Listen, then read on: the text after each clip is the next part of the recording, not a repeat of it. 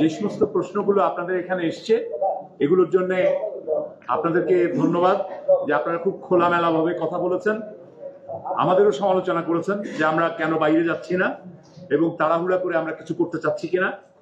আসলে তাড়াহুড়া করে আমরা করতে চাচ্ছি না, আমরা যথাযথভাবেই করার চেষ্টা করছি, সময় নিয়ে।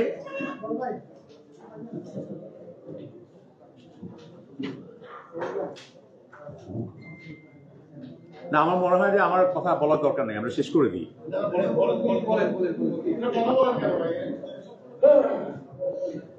এখানে যে বক্তব্যগুলো এসছে সেই বক্তব্যগুলোর মধ্যে সবচাইতে বড় যেটা সমস্যা সেটা হলো যে রাজনৈতিক সক্রিয়তা, দলীয় সক্রিয়তা, ফ্যাসিবাদের সহযোগিতা, যারা ফ্যাসিবাদের সহযোগিতা করেছেন তাদের বিচারের প্রশ্ন, তাদের যারা উস্কানি দিয়েছেন ফ্যাসিবাদকে, যারা ফ্যাসিবাদকে এনাবল করেছেন, সহযোগিতা তাদেরকে উদ্বুদ্ধ করেছেন আরো ফ্যাসিস্ট হতে, তাদের বিচারের প্রশ্ন ইত্যাদি নানান কথা এসছে।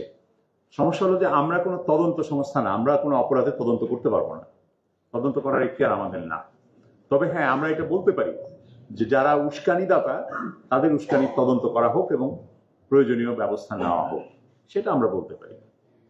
উস্কানির তো একটা শাস্তি আছে এবং ফৌজদারি অপরাধ উস্কানি, বিশেষ করে হত্যার জন্য যদি উস্কানি হয় তাহলে সেটা একটা ফৌজদারি অপরাধ। অন্যদিকে নীতিগতভাবে বা বিভিন্ন রাষ্ট্রীয় সিদ্ধান্ত গ্রহণের ক্ষেত্রে যে বৈষম্যগুলো করা হয়েছে রাজনৈতিক কারণে, সেই বৈষম্যের শিকার যারা হয়েছে, সেই বৈষম্যের শিকার প্রতিষ্ঠানগুলো, ব্যক্তি হিসাবে সাংবাদিক যারা ক্ষতিগ্রস্ত হয়েছেন তাদের ক্ষতিপূরণের প্রশ্ন, সেটা একটা গুরুত্বপূর্ণ প্রশ্ন। এটা আমাদেরকে বিবেচনায় নিতে হবে যে আসলেই অনেকে ক্ষতিগ্রস্ত হয়েছেন। আবার একইভাবে মামলা, হয়রানিমূলক মামলায় যারা ক্ষতিগ্রস্ত হয়েছেন, জেল খেটেছেন, দিনের পর দিন কাজ করতে পারেননি, সে সমস্ত ব্যক্তিদের মামলাগুলো প্রত্যাহারের বিষয়টা আসলেই অগ্রাধিকারের ভিত্তিতেই বলা দরকার যে এই হয়রানিগুলো, মামলাগুলো যেন নিষ্পত্তি করা হয়, প্রত্যাহার করে ফেলা হয়। আর যারা ক্ষতিগ্রস্ত হয়েছেন তাদের ক্ষতিপূরণের প্রশ্নটা, এই দাবিটাও যৌক্তিক দাবি, ন্যায্য দাবি। এখানে প্রেস ক্লাবের প্রসঙ্গ এসছে। এখন প্রেস ক্লাবের প্রসঙ্গ আমরা কিভাবে সমাধান করা যায় এটা আমাদের ভাবতে হবে। বিশেষ করে এই প্রেস ক্লাবটা আসলে একেবারেই বেসরকারি প্রতিষ্ঠান, সদস্যদের ক্লাব। সদস্যরা তো যখন একটা সমিতি করেন, সে সমিতির একটা সংবিধান করে, সমিতির একটা ওই যে সংঘবিধি বলে যেটা, memorandum of article, memorandum of association, এগুলো করে তারা প্রতিষ্ঠানটা তৈরি করেন এবং তারপরে তার একটা রেজিস্ট্রেশন নেন এই যে সমাজ সেবা অধিদপ্তর অথবা এরকম সংশ্লিষ্ট সরকারি অধিদপ্তর থেকে রেজিস্ট্রেশন নেন। সেগুলোকে নিয়ন্ত্রণ করা একটা ডিফারেন্ট জিনিস, সেটার সাথে সংবাদপত্রের স্বাধীনতা বা সংবাদপত্রকে শক্তিশালী করার প্রশ্নটা সরাসরি সম্পর্কিত নয়। এই সমস্যার সমাধান আমাদের জানা নেই যে আসলে এই সমস্যার সমাধান কিভাবে সম্ভব। এমনও উপজেলা আছে যেখানে 4টা প্রেস ক্লাব। এটা হচ্ছে আসলে ক্ষমতার দ্বন্দ্ব। এটা হচ্ছে যে প্রেস ক্লাব করলে বোধহয় কিছু সুবিধা পাওয়া যায়, প্রেস ক্লাবের নেতা হইলে একটু আলাদা মর্যাদা, একটু আলাদা আর্থিক কোনো ব্যাপার থাকতে পারে, তো সেই কারণেই এই প্রতিদ্বন্দ্বিতাগুলো। সেগুলোর সমাধান আমরা করতে পারবো না বা সেগুলোর সমাধান আমাদের কাছে জানা নাই। আমরা বলতে পারি যে এটা একটা সমস্যা এবং এই সমস্যা মানে গুরুত্ব দিয়ে বিবেচনা করা দরকার যে এটার সমাধান কিভাবে হতে পারে। রাজনৈতিক দলবাজি এইটা বন্ধ করা দরকার পেশার জন্য, সেটা খুবই গুরুত্বপূর্ণ। কারণ সাংবাদিকতা এবং দলীয় যে রাজনীতির আদর্শ থেকে খবর সেন্সর করা অথবা খবর বিকৃত করা, এগুলো সাংবাদিকতাকে প্রভাবিত করছে, ক্ষতিগ্রস্ত করছে, সেটা এক বিবেচনার বিষয়। সাংবাদিকতার কোনো নীতিমালা নেই কথাটা ঠিক না, সাংবাদিকতার নীতিমালা অনেকগুলো আছে। আবার যদি আমরা বলি যে সম্পাদকীয় নীতিমালা নেই, সেটা সত্যি কথা। সারা দেশে আমাদের সম্পাদকীয় মান একটা যে অভিন্ন ন্যাশনাল স্ট্যান্ডার্ড থাকা উচিত, সব প্রতিষ্ঠান মেনে চলবে ন্যূনতম সাংবাদিকতার এই নৈতিকতার দিকগুলো, সেরকম কোনো কিছু নেই।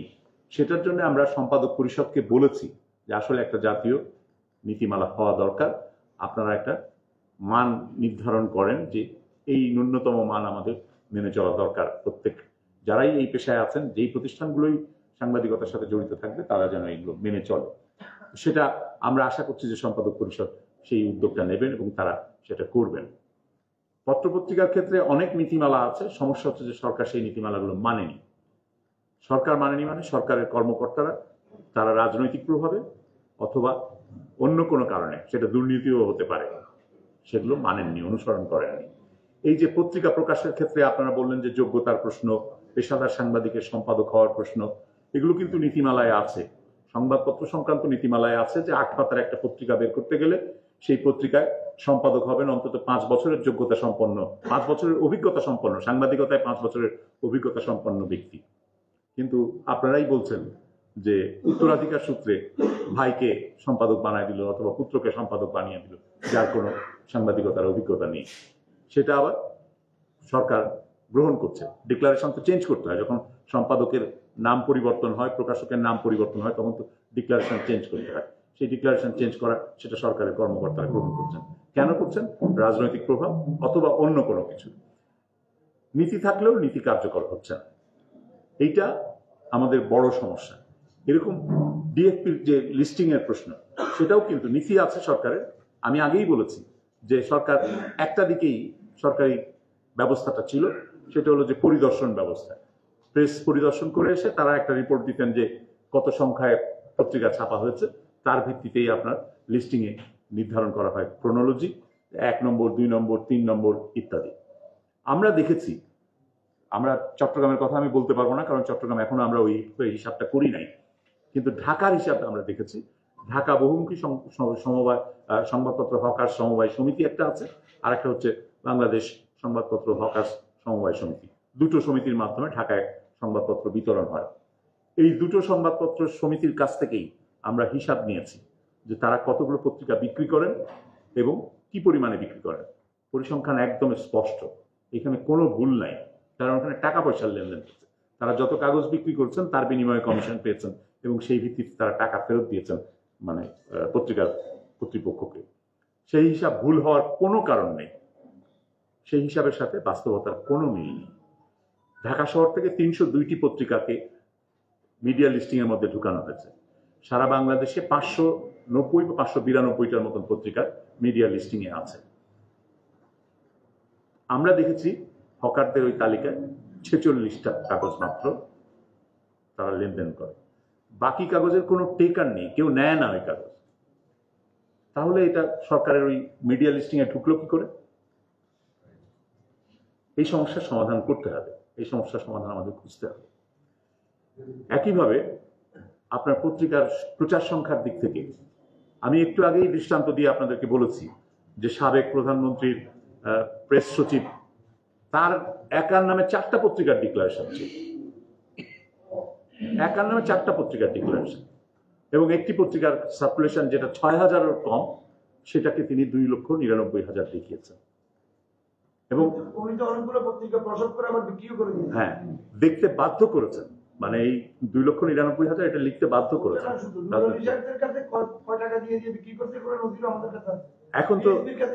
এখন তো হিসাবও বেরিয়েছে যে কত 296 কোটি টাকা না কত কোটি টাকার ওনার লেনদেন হয়েছে ওনার অ্যাকাউন্ট। এইরকম কিন্তু আরো অনেক দৃষ্টান্ত আছে, সবার বেলাই বলা যাবে। দেশের সর্বাধিক প্রচারিত পত্রিকা বলে দাবি করা হয়।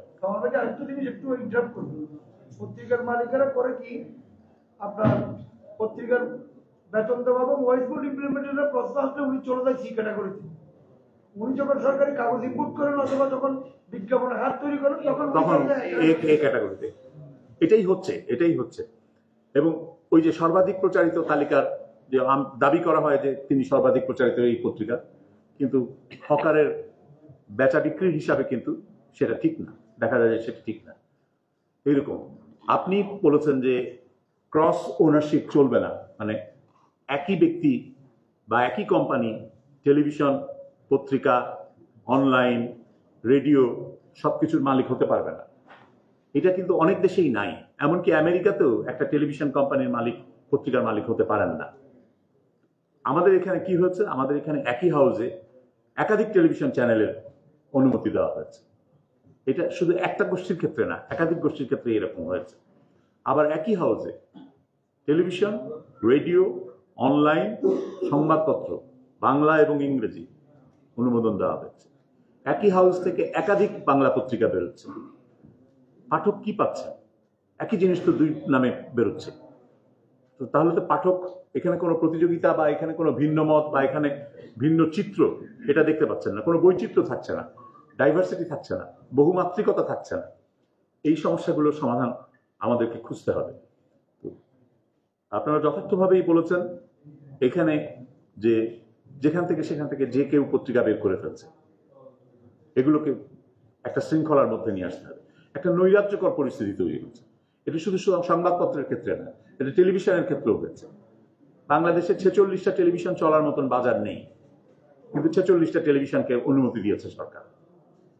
এটা তো গ্রহণযোগ্য হতে পারে না।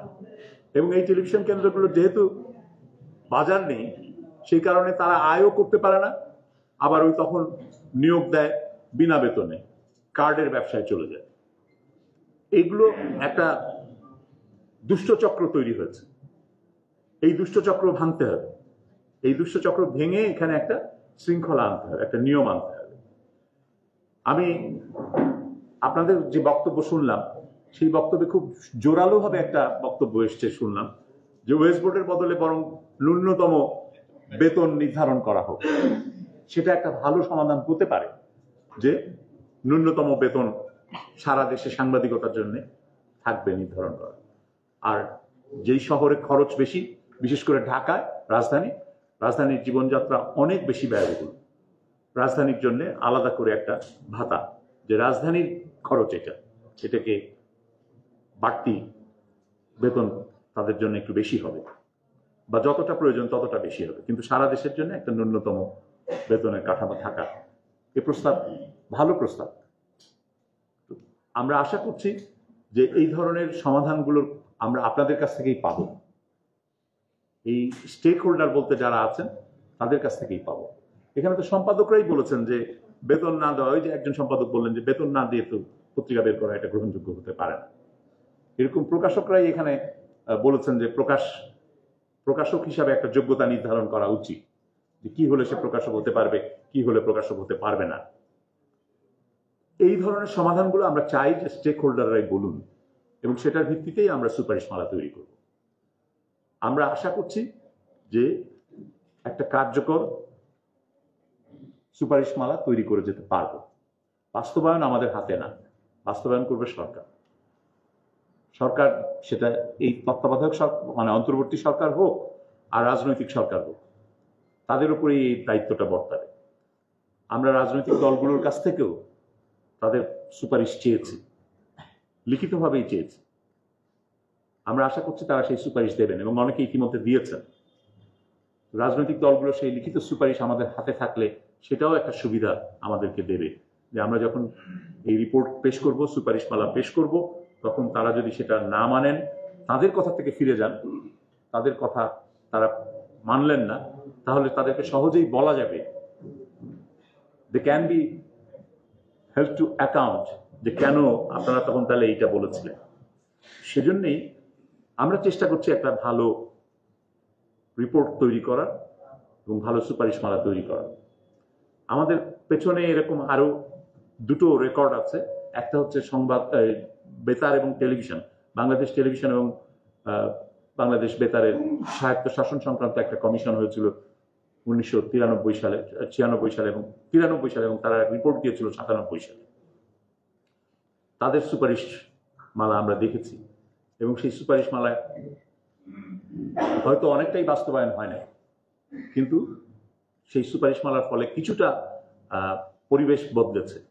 অনেক বেশি সংখ্যায় বেসরকারি খাতে টেলিভিশন চ্যানেলকে অনুমোদন করা হয়েছে। আগে একটা বা দুইটা টেলিভিশন চ্যানেলের অনুমতি ছিল, ওই সুপারিশ মালার পরে আরো অনেকগুলো টেলিভিশন চ্যানেলের অনুমতি দেওয়া হয়েছে। ফলে বৈচিত্র্য এসছে, কিন্তু সেই বৈচিত্র্যের সুযোগ মালিকরা নেয়নি। এখন সব টেলিভিশন একই অনুষ্ঠান করে, একই টকশো, একই খবর ভিত্তিক, কোনো বৈচিত্র্য থাকছে না এবং ভিন্ন মতের প্রতিফলন থাকছে না। আমরা আশা করবো সেখানেও পরিবর্তন আসবে। টেলিভিশন মালিকরাও এই যে সমস্যা একটা তৈরি হয়েছে, নৈরাজ্যকর পরিস্থিতি তৈরি হয়েছে, ভিন্ন মত থাকে না সেখানে, এগুলোর ব্যাপারে তারাও তাদের একটা অবস্থান, তাদের একটা কমিটমেন্ট আমাদেরকে দেবেন, তারা পরামর্শ দেবেন, সমস্যার সমাধানে তারা অংশীদার হবেন। আমরা আমাদের আগে আরো একটি জাতীয় প্রেস কমিশন হয়েছিল, প্রথম প্রেস কমিশন বাংলাদেশে, সেটা 1983 সালে সেই প্রেস কমিশনের রিপোর্ট দিয়েছিল। সেই প্রেস কমিশনে এই যে আমাদের যে বিভিন্ন কারণে হয়রানি হয়, হয়রানির একটা অন্যতম হাতিয়ার হচ্ছে জাতীয় নিরাপত্তার অজুহাত তুলে আমাদের বিরুদ্ধে মামলা হয় সাংবাদিকদের বিরুদ্ধে। তুমি যেটা রিপোর্ট করছো এটা জাতীয় নিরাপত্তার জন্য হুমকি, তুমি যে ওপিনিয়ন কলাম লিখছো এটা জাতীয় নিরাপত্তার জন্য হুমকি, এটা বলেই মামলা হয়। ওই সুপারিশমালায় ছিল যে জাতীয় নিরাপত্তার এই সংজ্ঞা এটা গ্রহণযোগ্য না, এটা বরং শুধুমাত্র তখনই এই জাতীয় নিরাপত্তার কারণ দেখিয়ে মামলা হতে পারে যখন দেশ যুদ্ধে থাকে, অন্য কোনো দেশের সাথে যুদ্ধে লিপ্ত হয়। কিন্তু স্বাভাবিক অবস্থায় জাতীয় নিরাপত্তার অজুহাত দিয়ে সাংবাদিকদের হয়রানি করা, মামলা দেওয়া কিংবা তাদের কণ্ঠরোধ করা যাবে না। এরকম আমরা চেষ্টা করছি যে বিভিন্ন সূত্রে আমাদের পেছনে কি দৃষ্টান্তগুলো আছে, নজিরগুলো আছে, সেগুলোকে নেওয়া এবং স্টেক হোল্ডারদের মতামতের ভিত্তিতে আমাদের সুপারিশমালা তৈরি করার জন্য। আপনারা যে আমাদের কাছে খোলামেলাভাবে আপনাদের কথাগুলো বলেছেন সেজন্য আমরা কৃতজ্ঞ, আপনাদেরকে ধন্যবাদ জানাই। আর তারপরে আপনাদের প্রতি অনুরোধ থাকলো, আহ্বান থাকলো, এখানে যা বলেছেন তার বাইরেও যদি আপনাদের মাথায় নতুন কোনো চিন্তা আসে, নতুন কোনো প্রশ্ন আছে, পরামর্শ আসে, সেই সুপারিশ আপনারা আমাদেরকে লিখিতভাবে দিতে পারবেন, মতামত আমাদেরকে লিখিতভাবে দিতে পারবেন। মতামত দেওয়ার আরো একটি উপায় হচ্ছে আমাদের যে ওয়েবসাইট, সেই ওয়েবসাইটে আপনারা মতামত দিতে পারবেন। ওয়েবসাইটের ঠিকানাটা আবার বলি, mrc.portal.gov.bd। এমআরসি হচ্ছে মিডিয়া রিফর্ম কমিশনের সংক্ষিপ্ত রূপ, mrc.portal.gov.bd। আমরা 31শে জানুয়ারি পর্যন্ত মতামত নেব। 31শে জানুয়ারির পরের 2 সপ্তাহে আমরা রিপোর্টটা লেখায় মনোযোগী হব। আপনাদের কাছে আবারও সেই আহ্বান যে আপনারা কমিশনের কাজকে সহায়তা করুন, মতামত দিন, সমর্থন করুন। আমরা চেষ্টা করব একটা ভালো কিছু তৈরি করার জন্য। আমার পত্রিকা দৈনিক ফেরির সময় আপনি এখানে অনেকে আছেন যারা জানেন যে বৃহত্তর নোয়াখালীর একটি জনপ্রিয় পত্রিকা, এই পত্রিকাটি 16 বছর নিয়মিত প্রকাশিত হয়, অথচ শুধুমাত্র ছোট্ট পুরো হওয়া সত্ত্বেও শুধু আওয়ামী লীগ না করার কারণে আমার পত্রিকাটি মিডিয়া তালিকাভুক্ত করা হয়নি। এটা আমার জন্য খুবই কষ্টসাধ্য হয়েছে পত্রিকাটিকে এ পর্যন্ত নিয়ে আসতে। এর পাশাপাশি যে বিষয়টা আমাদের সহকর্মী বন্ধুরা বলেছেন যারা জেলা শহরে কাজ করেন বিভিন্ন জাতীয় গণমাধ্যমে, তারা আসলে তাদেরকে কোনো বেতন ভাতা না দেওয়ার কারণেই এরা বিভিন্ন রকম অনৈতিক কাজে জড়িয়ে পড়ছেন এবং এই কারণে আমাদের সাংবাদিকতা কলঙ্কিত হচ্ছে, ক্ষতিগ্রস্ত হচ্ছে। আমরা তাদের প্রত্যেককে যাতে করে নির্ধারিত তাদেরকে বেতন ভাতা তাদেরকে দেওয়া হয়, আমি এই দাবি জানাচ্ছি, সুপারিশ করছি। ধন্যবাদ সবাইকে। আমার নাম মাহবুবুর রহমান, আমি কক্সবাজার প্রেস ক্লাবের সভাপতি। আমি কয়েকটি সুনির্দিষ্ট প্রস্তাব আপনাদের কাছে উপস্থাপন করব। আমি আপনাদের এখানে অনেক কথা বলা হয়েছে, কিন্তু আমি প্রস্তাব করব যে মফস্বল থেকে যে পত্রিকাগুলো বের হয়, এই পত্রিকা সম্পাদক হওয়ার জন্য একটি ন্যূনতম যোগ্যতা দরকার আছে এবং এটা শিক্ষাগত যোগ্যতাও এবং অভিজ্ঞতা ব্যাপার। আপনি ইতিপূর্বে প্রেস কাউন্সিল থেকে প্রেস কাউন্সিলের চেয়ারম্যান আমাদের সঙ্গে বেশ কয়েকটা কথা বলে আমাদেরকে জানিয়েছিলেন 15 বছর অভিজ্ঞতা একটা ন্যূনতম স্ট্যান্ডার্ড ডিগ্রি থাকবে, কিন্তু উনি মধ্যে মধ্যে বলতেন যে আমি এগুলো বাস্তবায়ন হয়নি। আমরা চাই অন্ততপক্ষে এই জিনিসটা বাস্তবায়ন হোক, নাহলে এখানে জানা যাবে যে এখানে আমাদের কক্সবাজারে যেটা বলা হয় ইয়াবার ব্যবসা করে উনি এক পত্রিকা সম্পাদক পত্রিকা চালায়। আবার দেখা যায় যেটা বাস্তবতা যেটা সেটা হলো এখানে বলা হয়েছে যে একজন 2-3টা পত্রিকা ডিক্লারেশন নেওয়ার পরে এগুলো আমার ভাড়াও নিয়ে যায়, পত্রিকা ভাড়া নেওয়া হয়, আমার পত্রিকা বিক্রিও করা হয়। আমি যদি পত্রিকা নিজেদের পত্রিকা ব্যবসা যদি আমাদের এই আলু পেঁয়াজের বদলে যদি পত্রিকা ব্যবসা করে তাহলে তো এই মিডিয়ার কোনো মান থাকবে না। অর্থাৎ এই ব্যাপারে একটু সুনির্দিষ্ট সিদ্ধান্ত নেওয়া দরকার। আর এখানে যেটা বলা হচ্ছে যে আমরা মফস্বলে যারা পত্রিকা বের করি আমরা সাংবাদিকদেরকে বেতন দিতে পারি না, এটা হলো বাস্তবতা। কিন্তু এখানে যদি একটা ন্যূনতম যদি একটা বেতন নির্ধারণ করে দেওয়া হয় তাহলে অবশ্যই দিতে হবে। ওয়েস্টপোর্ট সবার পক্ষে দেওয়া সম্ভব হয় না। মফস্বলে কয়টা বিজ্ঞাপন করা যায়, কয়টা পত্রিকা চলে, এটাও আপনাদেরকে মাথায় রাখতে হবে। আমার জন্য হয় মফস্বলে জেলা ওয়ারি যদি একটা ন্যূনতম যদি বেতন কাঠামো নির্ধারণ করে দেওয়া হয় পত্রিকা দেখে সাবকমিশন দেখে, তাই আমার মনে হয় এখানে সবাই একটা ন্যূনতম একটা বেতন দেওয়ার ব্যবস্থা করতে পারবে। আর এখানে আরেকটা যেটা মামলা, আমরা একটা যখন সংবাদ পরিবেশন করি বা সত্যিও হলেও এখন একটা ট্রেন্ড হয়ে গেছে, যারা প্রভাবশালী তারা গিয়ে কোর্টে ম্যাজিস্ট্রেট কোর্টে গিয়ে একটা মামলা করে দেয়। মামলা করে দিলে আমার বিরুদ্ধে হয়, যদি প্রভাব থাকে সে আমার বিরুদ্ধে ওয়ারেন্ট করে দেয়, অথবা প্রভাব না থাকলে সে আমার বিরুদ্ধে একটা ইনকোয়ারি করে দেয়। কিন্তু এইটা হলো একটা হয়রানি হয়। তারপর বলে এটা প্রেস কাউন্সিলের মাধ্যমে যদি করা হয় বা এরকম যদি একটা কোনো সংস্থার মাধ্যমে করা হয়, তাহলে অপরকে সাংবাদিকরা সাহস করে লিখতে পারবে। যদি মিথ্যার সংবাদ হয়ে থাকে তাহলে সেটা অন্য কথা, কিন্তু বাস্তবতাকে আমরা এটাকে ওইভাবে আমরা প্রভাবশালীর কারণে এই উপস্থাপন করতে পারি না। এবং আরেকটি যেটা বাস্তবতা হলো, আমি গত 33 বছর থেকে কক্সবাজার থেকে একটি দৈনিক পত্রিকা প্রকাশ করে আসছি, দৈনিক শিরোনাম নাম।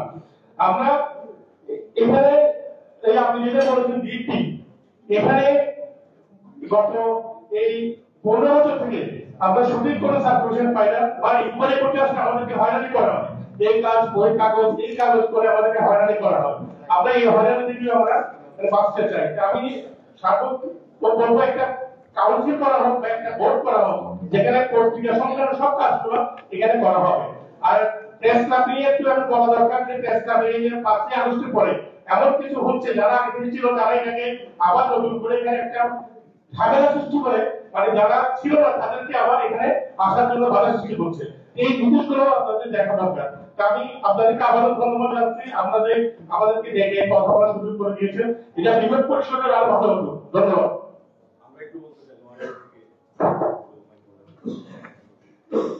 এই মাইকটা দেন এখানে।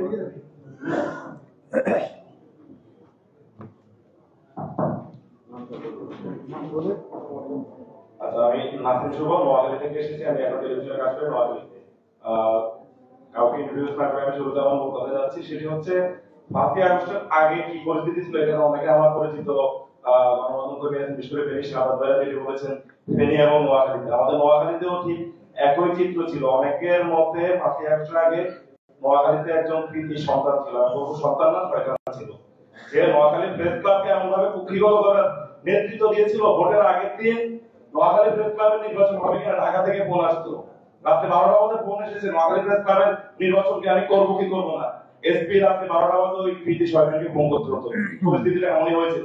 নোয়াখালী প্রেস ক্লাবের যদি আমি সদস্যের কথা বলি, আমাদের সদস্য হবে কিনা সেটাও বন্ধ করেছে এনএসআই, ডিজিএফআই, টিএসপির মতো লোক, একদম প্রত্যন্ত অঞ্চলে বাড়ি বাড়ি গিয়ে তারা নির্দিষ্ট যাকে যাকে স্লিপ দিয়েছে তারা তারাই সদস্য হয়েছে। বাকি অনেকে, আমি নিজে টেলিভিশনে কাজ করি আজকে 5 বছর, এখানে আমার চট্টগ্রামে 2 জন সহকর্মী আছেন, তারা জানেন আমার সম্পর্কে। আমি এখন নোয়াখালী প্রেস ক্লাবের সদস্য হতে পারিনি।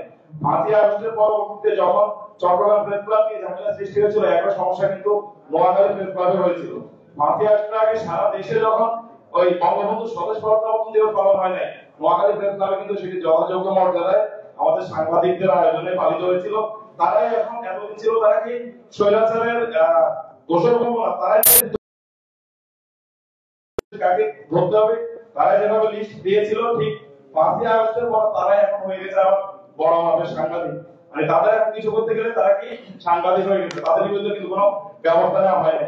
ঠিক এখানে একটু আগে চট্টগ্রামের এক ভাই যেভাবে বললেন যে এখানে হত্যা মামলার আসামি, ঠিক একই চিত্র কিন্তু দেশের সব জেলাতেই।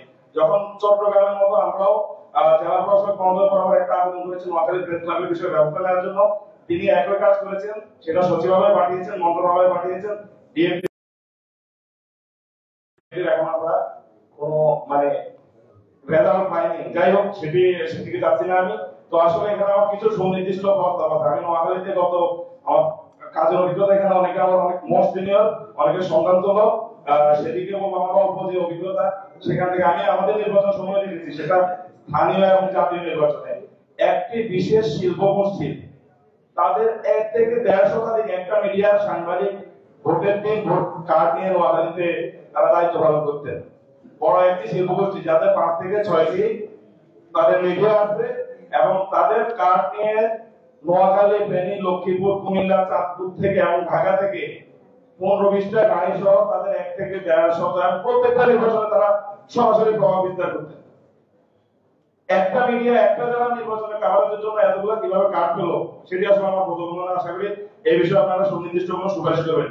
আরেকটা দিক হচ্ছে পত্রিকার ডিক্লারেশনের পর নিয়ে আমরা যেটি দেখি, আঞ্চলিক বা স্থানীয় পত্রিকা যাই বলি, ডিক্লারেশনের পর সেটি বছরের পর বছর বের না করে জাস্ট সাংবাদিক পরিচয় দিয়ে রাজনৈতিক সময় ভোটের সময় এসে সেটি ব্যবহার করে কার্ড নেয় কিংবা রাজনৈতিক হাতিয়ার ব্যবহার করে। আপনারা একটু এই বিষয়টা সুস্পষ্ট করতে হবে। এখানে সাধারণত বলেছেন উনি ফেনীর সময় আমি ওনার হাত থেকে আমার সাংবাদিকতা হাতে করি, ওনার পত্রিকায় লিখে, অথচ ওনার পত্রিকা আজ পর্যন্ত ডিএমপি তাদের যে রেজিস্ট্রেশন সেটি পান নাই, উনি প্রতিদিন বের করেন। তাহলে কারা পাচ্ছে? যারা পাচ্ছে তারা আদৌ কি বের করছে?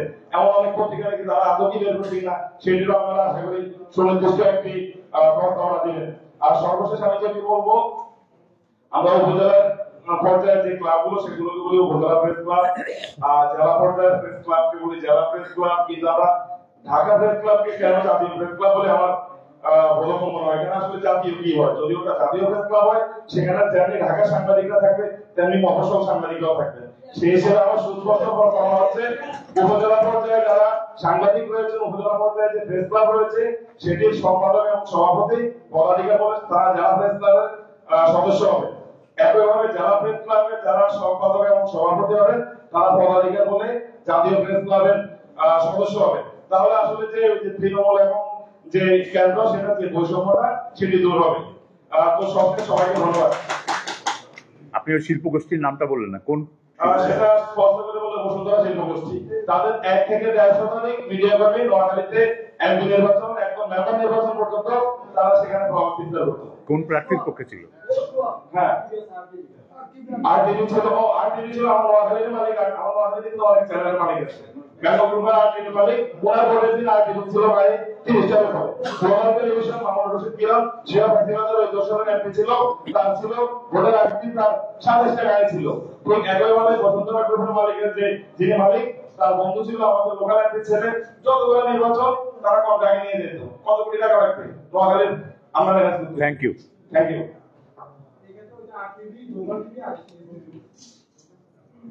আসসালামু আলাইকুম। আমি চাঁদপুর থেকে এসেছি। আমার শ্রদ্ধেয় যে